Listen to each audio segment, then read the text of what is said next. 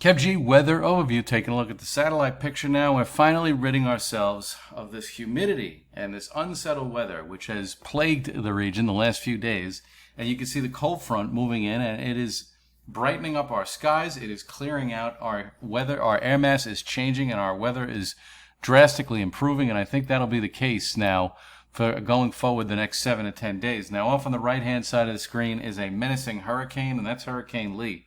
That's a Category 2 hurricane on the Saffir-Simpson scale, and it is a monstrous storm. Make no mistake about it, it has a very large wind field. The winds extend outward quite a bit, especially tropical storm force winds, which is why the National Hurricane Center has tropical storm and hurricane watches in effect for eastern New England coast all the way up to the U.S.-Canadian border. Now, near the U.S.-Canadian border, that's where your hurricane watches are, and those go all the way down to about Bar Harbor, Maine. And then elsewhere to the south, all the way down to about Block Island in the areas in yellow, that's your tropical storm watches. And this is going to come in Friday night through Saturday afternoon, and this is going to give much of this watch and warning area pretty significant tidal surge. You're going to have storm surge and also hurricane conditions in the areas in orange. And I think a good portion of the coastline here is going to see at least tropical storm force winds, and up near Atlantic Canada, especially near Nova Scotia and in this area between Maine and Canada there, on the north side there, on the Canadian, near the Canadian border, that's where you're going to see your hurricane conditions. So the GFS model, which has done fairly well with this storm, it is going to track this hurricane up. For our neck of the woods, it's barely anything. I think maybe eastern Long Island can get into some rain early Saturday morning, but we're talking about the Twin Forks of Long Island here. And none of the tri-state area right now is in any type of watch or warning. There is a high surf advisory out, and that's because this hurricane is dealing tremendous wave action along the eastern seaboard, but that should be expected with a storm of this size and this magnitude. But high pressure is in control. This is for Saturday now as the hurricane finally makes its closest approach to down East Maine. It actually does a little bit of a northwest jog right at the end. So I would be very concerned if I were living in down East Maine right now. That northwest trend would really bother me a little bit. But as far as the tri-state area is concerned, we're going to be looking at very delightful weather. I think winds can gust as high as maybe 20 to 30 miles an hour as the hurricane makes its closest approach. But other than that, we're going to have fair skies here. A bit of a breeze blowing for much of the day on Saturday as this thing goes by. And then Sunday, very nice with highs around 80. And then we wait for a small disturbance to move through on Monday. I don't really think this is going to do much except for maybe a wind shift, maybe a shower or two as it does so.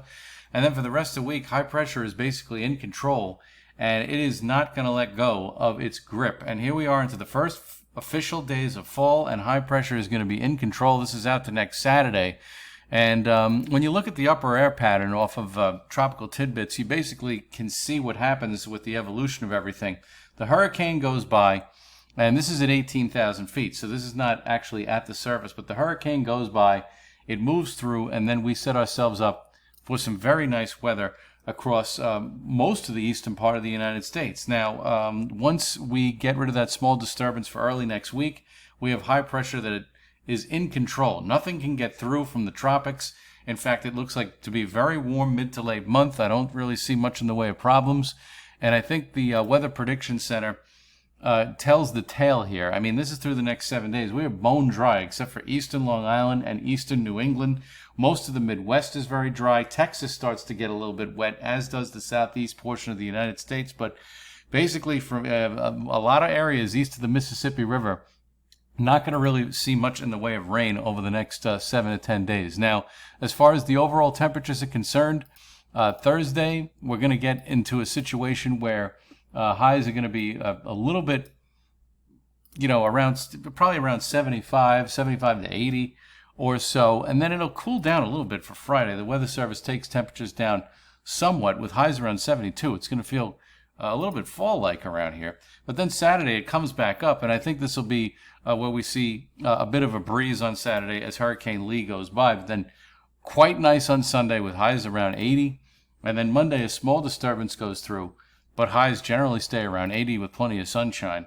And then Tuesday, much of the same with highs in the mid and upper 70s. So we paid for it. We had a lot of unsettled weather and humidity and even some heat in the past 7 days, but that's going to be replaced as we move into the first few days of fall, starting at the end of next week. A very nice weather pattern on the way.